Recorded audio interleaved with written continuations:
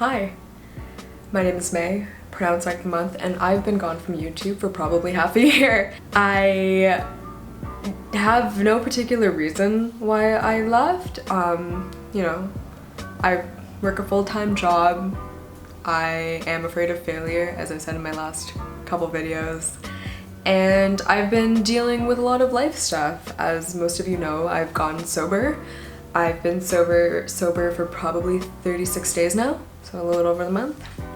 And I have no intentions of stopping. So I decided to do kind of like a tattoo rundown while doing my makeup. I'm not sure if this is going to be too convoluted. I feel like it's going to be. The goal is I do my makeup. I'm probably not going to explain like in depth what I'm doing on my face, but you know, something also to look at while I have photos right here of just my tattoos. So I don't know how to start because I have probably 70 plus tattoos now. I can do from top to bottom. That makes no sense. So on the top of my head, I have a Chinese inspired dragon. Pretty self-explanatory. It's very linked towards my culture. And on the back of my head, I have a scorpion holding a rose. That I see, it's like already going kind of awry where like, do I explain myself? Do I not just like list them? To be completely honest, most of my tattoos I get purely for the aesthetic. It's not a like, oh, this is this like really in-depth meaning. I strongly believe if you think something is cute and you can see it being on your body, just get it. So a lot of people be like, oh, like does the scorpion have meaning, or does that dragon or whatever have meaning to you? Some of them really do, but most of them are just like, nah, I just got it because I thought it was cute. So I have dragon, scorpion, and then I have one of my first head tattoos, which was the praying mantises on the side of my head. And the heartthrob that's a little bit above the hairline right here, which I think was a good choice. My like 20-year-old dumbass was gonna put the heartthrob right here, which thank God Corbin talked me out of it. I will link Corbin's Instagram in the description. The praying mantises, it was purely as just like a strength of power that women have. I love that whole thing where when they reproduce, the female praying mantis will rip off the head of the male praying mantis purely because of like incestualism and all that stuff, but it's just, I think it's just a great metaphor for power. And heartthrob I got because of the rapper Father. The song Heartthrob just really is my energy. I love that song. Then I have spiderwebs in my ears. Mainly because one of my friends has spiderwebs in her ears and I fully jacked that idea, but also just I think it's funny when I say like, oh, whatever you say to me, I'll listen because no matter what, it'll stick in my ears because of spiderwebs, haha. My neck piece was just another cute kind of moment for me. I love flowers, simple as that. So I have food dogs on my shoulders along with an Oni mask. In the middle, I love what it represents in their own respective cultures I just love powerful objects and just icons. It makes me happy, and it's also just like an energy that I always wanted to exude in everyday life. Then I have my first ever tattoo, which is on my stomach. It's just a flower. I think I saw one too many of them on Tumblr and I decided like, oh, it's super gorgeous, let me just hop on this trend, and I got it myself when I freshly turned 18. I have an ode to one of my favorite artists, Bridget Riley, on my arms. She does these amazing giant works of art. Like that. It's all like illusion, and it's the first art piece I ever recreated in grade 5. So just a quick little ode to that. I have chicken feet on the back of my arms. It's kind of a double meaning. I say it's my dad's favorite dish, and you know, shouts out to Papa Pang. He's been a huge strength in my life. And I also say that it's a self-portrait because I'm a chicken. On my back, I have a skeleton of a rat with Chinese characters that say "Ghost Day" underneath it. So the symbolism for the rat is because it is my Chinese zodiac sign. I'm born in '96, and I think it's very indicative of who I am because, you know, rat. We kind of cheated, but we got first place, baby, so suck it. And on the bottom says Ghost Day, and in Buddhist culture, Ghost Day represents a day where heaven and hell open up, and that day was on the August 28th, which is my birthday. So I'd like to think that, you know, I'm either an angel or a devil. I can be your angel or devil, as we like to say. I have 3 things, well technically 2 things, dedicated to Keaton Henson. I have I have 2 monster hands on the back of my ears, and then also below, I guess you would call it, the scorpion is the word petrichor. Petrichor is my favorite song from Keaton Henson. It's this beautiful orchestrative piece, and it also means the smell of rain after a drought, which I think I really relate to. And also the monster hands. He was doing this written interview, and they asked him what is one thing that you can't live without. He drew those hands, and then underneath it he wrote art. And I got it when I was in like the midst of my art school career, which was very, very short-lived. I'm gonna go in with the eyebrows. I'm gonna take a quick stop from my tattoo talk to show y'all how I do my eyebrows, since a lot of people have been asking. It's essentially the same thing as how I've been doing it in the past in my Instagram stories, but now instead of shaving off the ends of my eyebrows, I have a full brow now. So I kind of just brush everything up. The thing that you saw me put on the back of my hand was the Got To Be spiking glue. It's like essentially made for holding up mohawks. But I was like, if y'all can hold up mohawks, you can hold up my flimsy Asian eyebrow hairs. Kind of run it through with a eyelash comb, then use the back of it to brush everything. So I push everything in there, and I just let that dry for a second. I have 2 Dobermans on my legs, which was a tattoo that caused a lot of controversy. Basically, long story short, I'm not gonna get too into it because that's been put to rest. A tattoo artist, a different one, accused me of stealing his work, even though both this one and that one were just outlines of a very popular public domain photo. Still love it. I still think it's great. I'm using the new blush from Jordy, the clown blush. I'm using the shade Contortion for the first time. I just kind of dab it into a napkin first because it's very pigmented when I swatched it.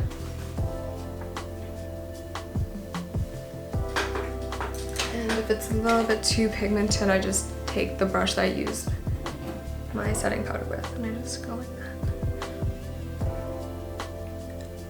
I have nails underneath my kind of under boob, I guess. I got it purely because it looked tough. I thought it was really cool looking and fit right in with my aesthetic. On my hands I have roses, and on kind of this part I have black gothic letter text that says "Be good tomorrow."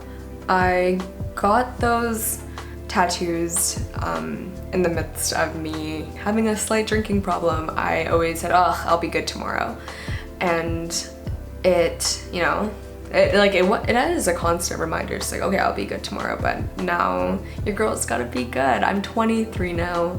I'm grown. I'm an adult, and yeah, it feels good. Just like moving on to the next phase of my life where I am good. Not tomorrow, today. So I'm just gonna do a classic, quick blue look. So basically I just do a cream blue liner.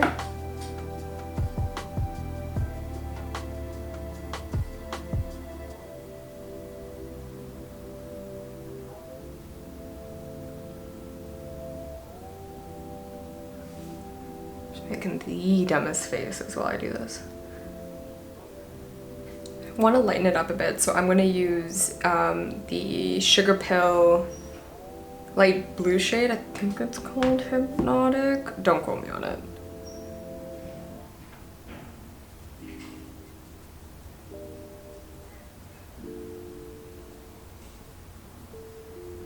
A couple common questions that I get is, yes, my head tattoo did hurt. The one on the back of my head was very shockingly painful. I thought I was gonna tap out, but oh, train. So I like to do kind of an inner corner of a lighter color, but also pretty reminiscent of the blue. I usually do Sugar Pill's Luna pigment, however, it is just not in my reach right now. So I'm going to do the Huda Beauty Matte and Metal Melted Shadow in Dinero, and the other side's Minted. So I just kind of put a little bit in the back of my hand. I like to flatten it out, kind of so in my head the glitter or the little sparkles kind of all flatten out so I don't get like chunks. I don't know, maybe that's just a me thing. And while it's still wet, I just tap it in the corner of my eye, covering some of that blue to make a natural transition.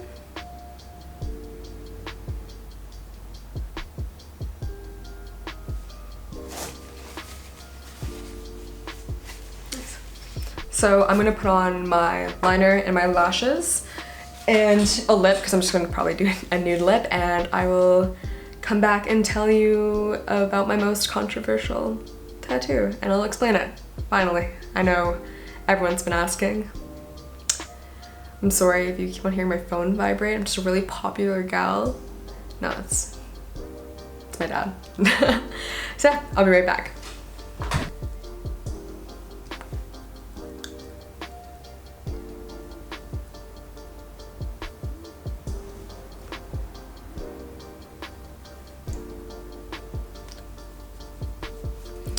So I basically put some liner, Likely Makeup's Blissful Baby, Bashful Baby? I always mess up the two. I think it's Blissful Baby lashes, and then NYX Cosmetics Natural Lip Liner, and then their Lip Lingerie Push-Up Long Lasting Lipstick in Exotic in the center, just for like a quick ombre lip. My card died. No, my card was full and my battery died at once, so I had to quickly swap everything out. But yeah, my Antichrist tattoo, smack dab middle of my chest. It's my most controversial tattoo. I get a lot of skepticism, a lot of, oh, she's like super trashy for putting it on her body. People think I'm a Satanist. People, you know, like to assume the worst about it. However, the tattoo comes from a very sensitive place. The, you know, actual song is I'm the Antichrist tattoo. I'm the Antichrist to You by Kishi Bashi, which is an amazing, meaningful song about relationships and how it started off so good, but then, you know, after people break up, they kind of like see the other person as the worst version of themselves, you know, to make them get over the other person. That's why I do that. I see other people like that I've dated and I hate them at first because I'm like, oh, they're a shitty person. I'm so glad to get over them. And that's basically what the song is about. However, the meaning behind the song is, or the meaning behind the tattoo is It's essentially a dedication to the first person I ever loved. I fell in love with a girl. My first ever true love. I was super young in high school, and we were best friends. We would do everything together, sleepovers, going shopping, movies, the whole thing. And at first it was like, oh, you're my best friend. But then as I grew older and started, really understanding my feelings, I fell in love with her. Senior year came, and that's the whole, where are you going to university, blah. And I basically told her, I was like, wherever you go to university, I will go with you because I'm in love with you. And she came from a very religious background, and she essentially shut down after that. She told me to pack my bag and go, that, this is sinful, that I'm the devil tempting her, that this is wrong, that I'm the Antichrist, and I need to repent and do all this stuff. And she's just, right there, and then we haven't really, the connection was just lost right there. But that whole conversation really stuck to me, and it really hurt me. So, me like hating or trying to hate that person that I loved so dearly, I was like, okay, fuck it. Well, I'm the Antichrist to you, so, I'm just gonna yeet myself out of there. And yeah. So the Antichrist tattoo comes from a place of heartbreak instead of, hatred. Yeah, that's just me being soft. I'm a big softie. So yeah, those are my tattoos, or most of them. I hope you enjoyed it. I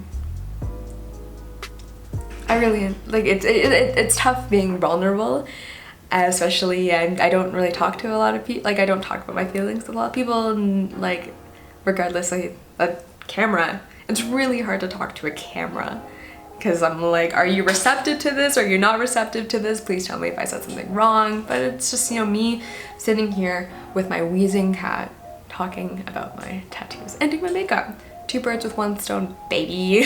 So I hope you enjoyed. If you enjoyed it, thank you. If you didn't, I'm always down to criticism, critique, feedback. Positive, not positive, structural feedback. I'm a Virgo, I can take it, I promise. I hope you guys have a great day, and I will see you soon. Hopefully not in 6 freaking months, but 1 day at a time.